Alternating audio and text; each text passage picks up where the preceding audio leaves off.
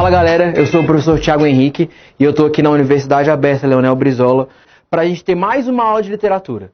Então, se está tudo bem comigo, se está tudo bem contigo, então venha fazer parte dessa nova história, porque hoje nós vamos falar de prosa romântica ou romance romântico. Isso vai parecer um pouco de pleonasmo, vai parecer um pouco de repetição, mas a gente precisa lembrar uma coisa. Quando a gente fala romance, nós não estamos falando da temática da produção.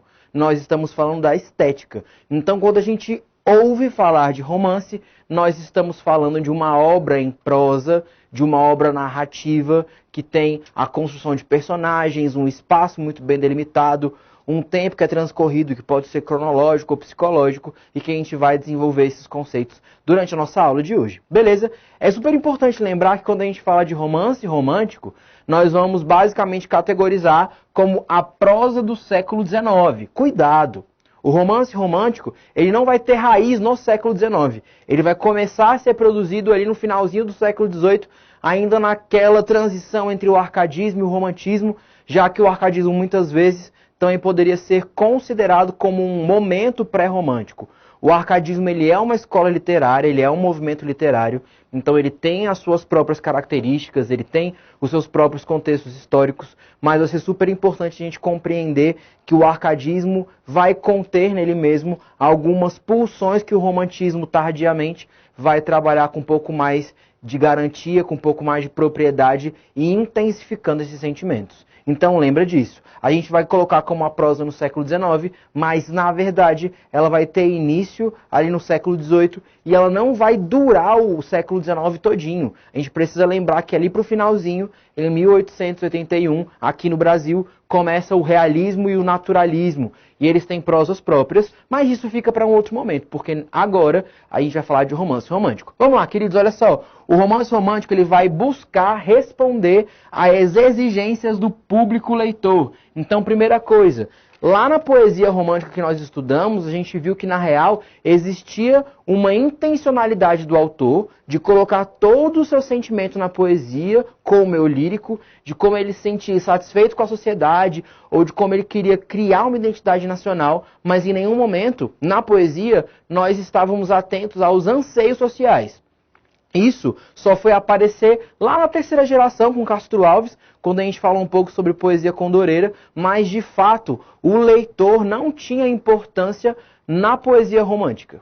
Então a gente pode dizer, por exemplo, que a poesia romântica tem função emotiva. Ela vai estar ligada ao emissor da mensagem, no próprio autor. Então é só o desejo dele que importa. Aqui na prosa, que vai ser ali no mesmo momento histórico, com os mesmos contextos, com as mesmas dificuldades, com as mesmas críticas, a gente vai voltar então os olhos a esse público leitor. E a gente precisa lembrar, esse público leitor, ele era vasto, muitas pessoas liam, muitas pessoas tinham contato com a literatura, ou a leitura, o contato com a literatura, o contato com os romances, era privilegiado, era só para uma camada social. A gente precisa lembrar que no século XIX nós não temos grandes massas ledoras. O que isso significa?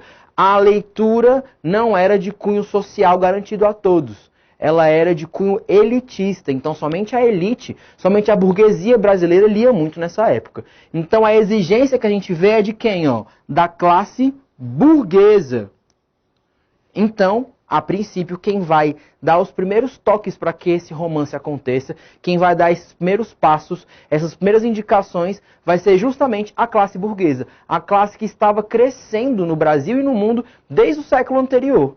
Desde antes do romantismo, a classe burguesa já vinha ganhando força, ela já vinha ganhando expansão política e social. Então essa classe que agora domina tanto a economia quanto o ambiente social, agora também começa a dominar os anseios da nossa literatura, principalmente na prosa. Então esses romances, essas narrativas, elas vão estar focadas na classe burguesa, vão atender a princípio às suas exigências, mas de que forma? A gente vai falar então dos costumes urbanos. Cuidado! Falar de costume urbano, a gente geralmente vai lidar com o que a gente chama de cotidiano. A gente vai lidar com a contemporaneidade. Hoje, nós, do século XXI, para a gente falar que esses romances do século XIX são contemporâneos, é muito complicado. Porque a nossa contemporaneidade é outra. A nossa referência histórica do que é contemporâneo é outra. Então, quando a gente fala que esses romances eles são contemporâneos, ou eles estão repletos de contemporaneidade, nós não estamos falando das temáticas que fazem referência à nossa sociedade hoje, século XXI. Nós estamos falando daquela sociedade lá do século XIX, porque muitas vezes, por exemplo, em alguns romances, a gente vai tratar daquela tradição do dote. O pai da noiva, ele paga uma quantia ao noivo para que ele possa cuidar da sua filha durante o casamento, para que ele possa gerir o lar da sua filha durante o casamento. Isso no nosso século, na nossa sociedade atual, não é comum, não é uma tradição. Se um pai não paga o dote da sua filha hoje, é completamente comum. Como se ele pagar, também a responsabilidade é dele. Aqui no século XIX, isso é quase que de uma garantia de bem-estar social. O pai que não paga o dote da sua filha, ele é mal visto, por exemplo. Então, isso para eles é contemporaneidade. Para nós, não é. Então, a gente retratava aqui assuntos que falavam daquele espaço, daquele problema social. Por que ressaltar isso nesse primeiro momento? Porque a gente acabou de falar que o romance romântico ele nasce lá no século XVIII. O século XVIII tem aquela ideia de retorno ao passado, retorno aos clássicos, retorno aos moldes greco-latinos. Então, falar de presente é muito importante para o contexto social que nós vivemos, para o contexto social que essa galera que escrevia estava passando. Lembra, o Brasil acabou de se tornar independente. Nós acabamos de romper com as amarras com Portugal. A gente desenvolve aquele conceito de lusofobia, aversão aos portugueses e tudo mais. Então, a gente precisa realmente retratar esse contexto histórico nacional. Mas, olhando sempre para os costumes urbanos e da burguesia. E, logicamente, falar das amenidades das zonas rurais. Prestem atenção, isso daqui ó, é herança do arcadismo. Lembre que o arcadismo vai ter aquele sentimento, e ele vai ter expressões latinas para traduzirem isso, como fugere urbem, locus amoenos, que fala justamente dessa fuga da cidade, a fuga do ambiente urbano. A gente sai da cidade que ela é caótica e vai para um ambiente rural que é mais tranquilo. O locus amoenos é justamente a procura desse lugar ameno, um lugar tranquilo, onde se pode viver e garantir a sua estabilidade emocional, psicológica e enfim. Tá? Isso aqui vai ser uma herança do arcadismo. Vai aparecer muito mais no começo ali do século XIX do que lá para o final. Porque quanto mais o romance romântico ele vai se desenvolvendo no Brasil, mais ele se aproxima de um ambiente de crítica social. Da gente começar a falar realmente que essas tradições, muitas delas, elas são negativas para o conjunto social. E a gente vai falar muito de dote hoje, porque nesse momento crítico a gente vai chegar na obra Senhora de José de Alencar. Mas vamos seguindo por aqui, ó. Então a gente vai retomar o mito do cavaleiro medieval. Quando o romantismo retoma o cavaleiro medieval, ele retoma aquela relação entre mulher idealizada e o homem que é vassalo dessa mulher. Nesse momento, eu tenho a mulher como suzerana e o homem como vassalo, fazendo realmente uma comparação àquela relação de suzerania e vassalagem do feudalismo, onde o suzerano ele deve proteção ao seu vassalo e o vassalo deve, então, obediência e fidelidade a seu suzerano. Então, a mulher está acima do homem, idealizada, inalcançável. O eu lírico masculino no romantismo, ele dificilmente vai conseguir alcançar a sua mulher amada. Nós vimos também nas aulas de poesia que o eu lírico só concretiza o seu amor na terceira geração, já para o final do romantismo. Como é que isso vai acontecer, então, no romance?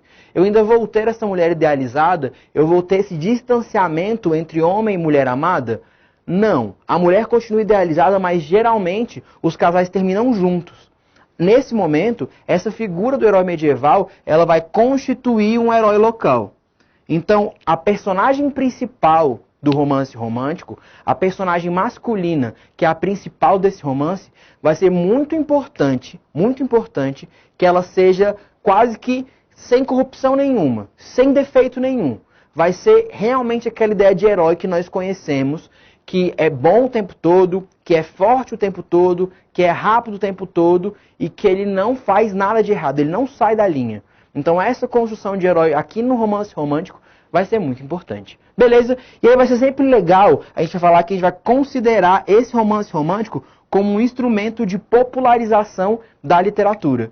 E a gente vai colocar o romance de folhetim aqui em evidência. O que é o romance de folhetim, queridos? Vamos lá. No começo dessa aula, a gente discutiu um pouco sobre essa massa ledora do Brasil que não era muito grande, muito forte.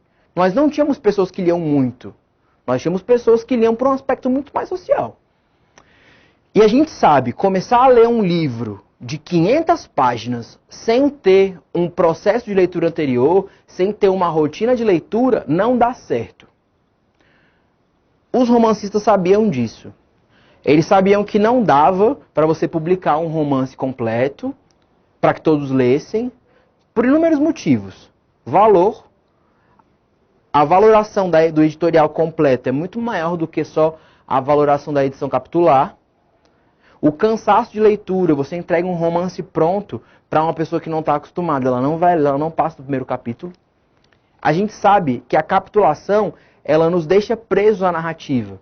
Porque você lê um capítulo um dia, ou você tem contato com a narrativa num dia, no outro dia ou na outra semana você lê o segundo capítulo e você pode comentar com as pessoas que estão ao seu lado, com seus vizinhos, com seus amigos. Tudo que tem acontecido. É o que acontece nas novelas hoje no Brasil. Capítulo a capítulo a gente vai conhecendo as personagens, a gente vai conhecendo a trama. E a gente se envolve com ela, e essas narrativas, elas fazem parte da nossa conversa cotidiana, elas fazem parte dos nossos assuntos familiares, a gente fala sobre isso no almoço de domingo, fala sobre isso no intervalo do trabalho. Como as novelas funcionam hoje, no nosso contexto, o romance de folhetim funcionava também no século XIX. Então isso ajudou a popularizar a literatura e automaticamente populariza também a leitura. Então a leitura começa a se tornar algo popular. Aquela massa popular que ela é mais expressiva, que ela tem uma maior quantidade de indivíduos, ela começa a desenvolver então o hábito de leitura. Isso a gente vai chamar de nacionalização das letras. E logicamente isso vai estar ligado diretamente ao reconhecimento dos espaços nacionais, dos espaços do Brasil. E podem ser o campo, a selva ou então a cidade. Isso vai trazer para a gente aquilo que nós chamamos de desenvolvimento da cor local. Quando a gente encontrar essa expressão cor local, nós estaremos falando da criação da identidade nacional. Então, falar de cor local e falar de identidade nacional na literatura é a mesma coisa. São palavras sinônimas, são expressões sinônimas. Beleza? Se a gente desenvolve uma cor local, então, no romance romântico, automaticamente a gente também vai desenvolver a nossa identidade nacional. Tranquilo? Isso é mais ou menos o contexto social e histórico que o romance romântico foi se desenvolvendo, de sua criação ao seu ápice e a sua transformação até que virasse realmente o romance realista. Vamos entender de fato então quais são as características presentes. Então nós temos aqui 5 características importantes que a gente vai trabalhar para falar de romance romântico no Brasil. Lembrem-se, queridos, o romantismo ele aparece na Europa, ele vai ter a sua expressão europeia, mas aí nós estamos falando aqui somente de romantismo brasileiro, beleza? Então a primeira coisa que nós temos é a retratação das tradições, a composição do retrato de uma tradição. No início do século XIX, isso não vai ser crítico. A gente vai falar de todas as tradições possíveis, principalmente de casamento. O casamento como instituição, ele vai ser muito retratado no século XIX. Mas nós não vamos criticar no começo. Então, os primeiros romances românticos, eles têm ali a sua temática, mas é com Joaquim Manuel de Macedo e a Moreninha, quando alguns romances românticos já tinham sido escritos, e aí o Joaquim Manuel de Macedo ele vai reconstruir essa ideia de romance romântico, é onde a gente percebe ali a diferença do século XVIII para o século XIX, é que a gente começa a construir um ambiente crítico da literatura. Para essa crítica ficar mais evidente, a gente vai falar de Senhora de José de Alencar. É a história de Aurélia e Seixas. Eles eram namorados e eles estavam apaixonados. Em nenhum momento, quando o Alencar constrói as duas figuras, ele fala, por exemplo, que o Seixas não ama a Aurélia, que ele só estava com ela por interesse ou por ser algo cômodo. Ele fala que realmente eles são apaixonados. Mas o Seixas ele tem outros planos na vida e outras necessidades. Para que essas necessidades sejam cumpridas, ele precisa casar com uma mulher que pague 200 contos de réis para ele de dote. A Aurélia, pobre, não conseguiria pagar esse dote para ele. E aí ele fica em dúvida entre o amor da vida dele, Aurélia, ou o dinheiro do qual ele precisava para cumprir algumas promessas, algumas dívidas que ele precisava sanar, ajudar a sua família e conseguir tocar a vida. E aí ele termina com a Aurélia, ele começa a flertar, a criar uma intimidade e buscar um casamento com uma mulher chamada Adelaide, que pagaria os 200 contos de réis a ele. Mas a vida, ela é uma caixinha de surpresas. Nesse meio tempo, a Aurélia, ela ganha um dinheiro de um parente distante e ela decide que ela vai casar com o Seixas de novo. Ela contrata um advogado, um homem para poder dialogar com o Seixas para que ele saiba que tem uma mulher que vai pagar o dinheiro que ele precisa, mas que ela tem algumas cláusulas contratuais. Primeiro, ela garante que ela é uma mulher inteira, não lhe falta nenhuma parte do corpo e que ela também não é idosa. E a segunda coisa é que ele só conheceria a sua esposa no dia do casamento. Isso vai voltando àquela ideia de casamento arranjado e dote que a gente conversou, que vai estar presente nessas narrativas. No desenrolar da história, o Seixas chega à igreja, encontra com a Aurélia, fica super feliz, acha que finalmente ele vai ter a vida que ele sempre sonhou, porque ele vai casar com a mulher que ele ama e ter o dinheiro que ele quer. Mas a Aurélia faz a vida dele o próprio inferno. Quando eles chegam em casa, o casamento não é consumado. A Aurélia fala que ele é um homem vendido porque ela o comprou e etc. E aí o Seixas começa a viver, a pagar por todos os seus erros. Por ter rejeitado o amor e ter ido atrás do dinheiro, por exemplo.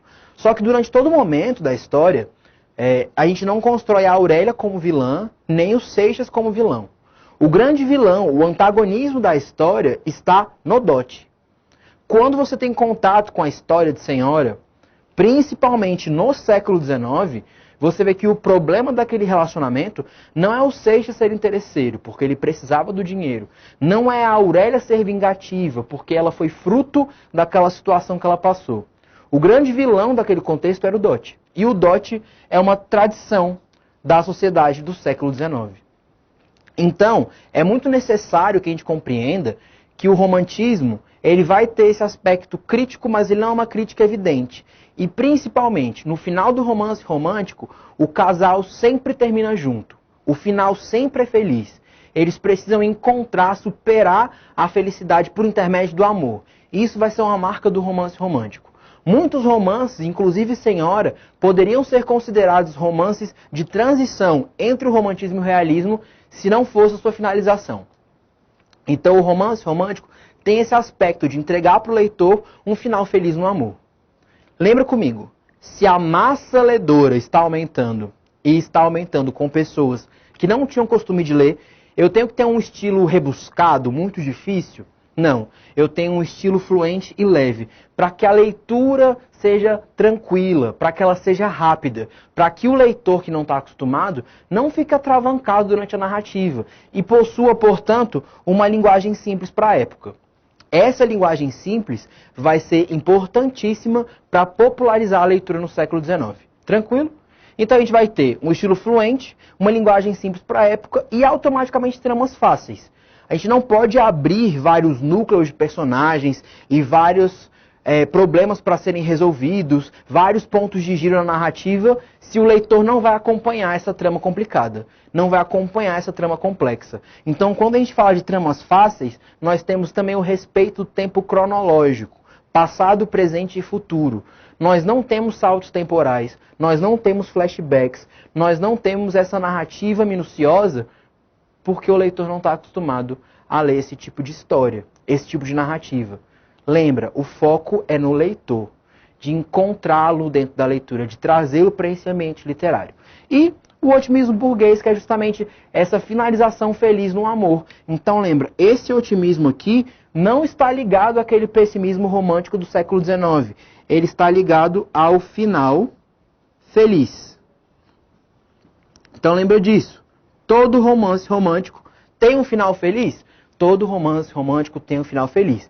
Cuidado, atenção, a gente pode criticar alguns aspectos sociais, algumas tradições, a partir desse tipo de narrativa, beleza? Mas lembra, no final, todo mundo termina feliz. Sempre. No romantismo, sempre.